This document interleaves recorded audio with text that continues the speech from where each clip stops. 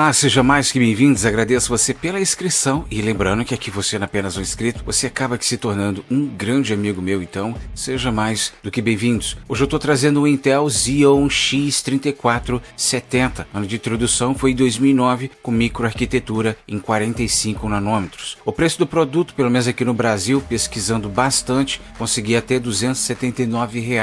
Já para poder importar da China, você escolhe o tipo de loja que você quer, conseguia ter basicamente R$ 138, você já está com esse processador em mãos. Tecnologia Hyper-Thread, a gente já sabe que já nasceu nativamente ali junto com os servidores da Intel, então é por isso que a gente deva agradecer bastante a Intel por causa disso. A gente hoje tem essa tecnologia também aqui incrementada nos desktops, tá?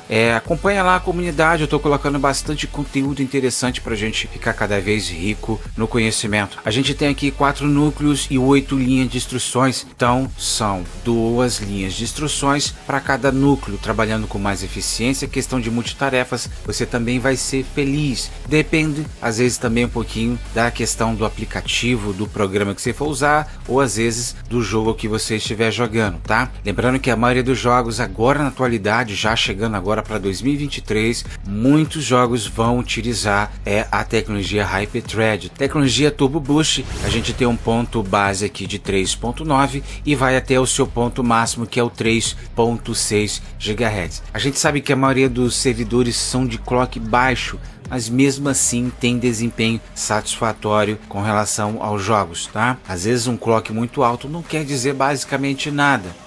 Você vai ver diversas pessoas jogando com esse processador aqui tranquilamente. O importante aqui é o conjunto que você tem, é o seu set game que você tem para que ele funcione bem, ok? Cache de memória aqui a gente tem 8 MB de cache, excepcional, a gente está falando de um processador de 2009, então você vai ter muito desempenho que sim. E lembrando que ele não poder pegar de informação ali, ele acessa a sua memória RAM, logicamente ali o Dual Channel, tá? Controlador de memória, a gente tem aqui o DDR3 trabalhando a 1333 MHz com o seu limite máximo de 32 GB. 1333 MHz pode ser um ponto muito baixo, mas eu me lembro, pelo menos assim, alguns anos atrás, eu utilizei essas memórias e eu conseguia rodar GTA V. Hoje em dia mudou muito, né? Com as novas DLCs, ainda mais relacionado a jogos online, que pesa bastante, né? Ainda tem aquelas questões dos hacks ainda que montam alguns gráficos a mais e você vê que o jogo crasha às vezes, né? Perde bastante desempenho. Então, comparando ao jogo offline, ele com certeza ele consegue rodar sim, tá ok?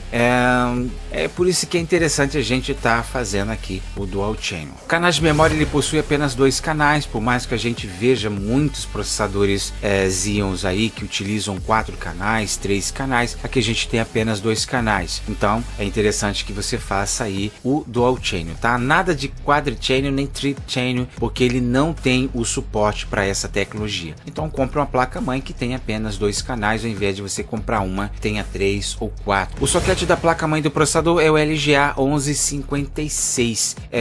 Vê basicamente qual chipset para poder dar uma pesquisada para você, ver se qual tipo de placa mãe que vai funcionar. Ou outra coisa também interessante, escolha placas mães assim que respeitem mais o consumidor, né? Você vai no site da Gigabyte lá, rapidinho você já vê as listagens que são compatíveis com cada tipo de processador que a gente pesquisa. Então é interessante que você faça exatamente isso, tá ok? O TDP do processador é aquele basicão, como se fosse um i7 comum, ou como se fosse aqueles processadores da AMD lá, FX antigo de 2012. A gente fica aqui com 95 watts, então a gente precisa de um limite. Eu sempre coloco o limite padrão para a gente dissipar ele de pelo menos 135 TDP. Então você vai pesquisar lá na sua aba lá na sua loja que você prefere, você vai colocar lá um cooler de 135 TDP, ou às vezes 120. Eu acho que menos do que isso você vai perder clock e você vai perder desempenho aí nos seus jogos, ou também na questão de multitarefas. Lembrando que hoje computador computador hoje em dia, tanto para o usuário doméstico, para o usuário hard, no caso dos games, é a mesma coisa. Você precisa também de ter um computador game para que você consiga fazer as suas coisinhas, tá? No seu computador, em especial também trabalhar. Limite máximo estável 73 graus, mas ele pode chegar a 80 e você não vai perder muita coisa. 90, 100, você já perde clock, pode estragar seu processador e até mesmo a sua placa-mãe. Controlador de vídeo, ele não possui controlador de vídeo, então nada de suporte para o DirectX 12, nem 11, nem 10,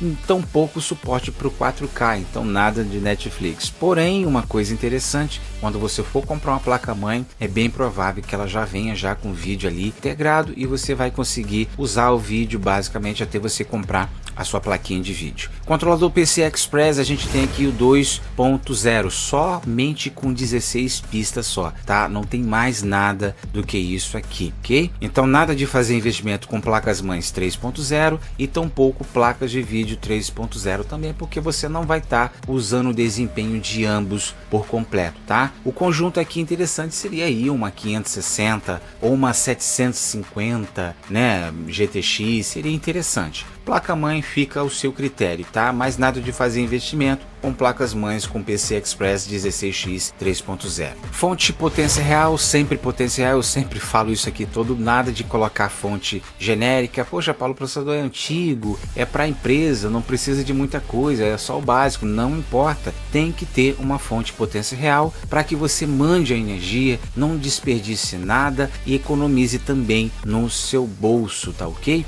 Se você tem uma placa de vídeo, se você tem uma placa-mãe, você precisa mandar a energia correta para elas e logicamente sem desperdício. Toda vez quando eu falo sobre questão de IPFC ativo, eu já deixo esse bloquinho, essa imagem aqui para você estar vendo os gráficos aí, o que a gente perde e o que a gente não perde, ok? Atualmente a gente tem 3 passos, que é o passivo, o não ativo, logicamente, e o ativo. Então você vê basicamente aqui na tabelinha, logicamente você vai escolher o ativo. Anomalias de fonte que eu sempre costumo falar são jogos com travamento, desligamento de sistema, superaquecimento, tela azul da morte e falhas na memória RAM.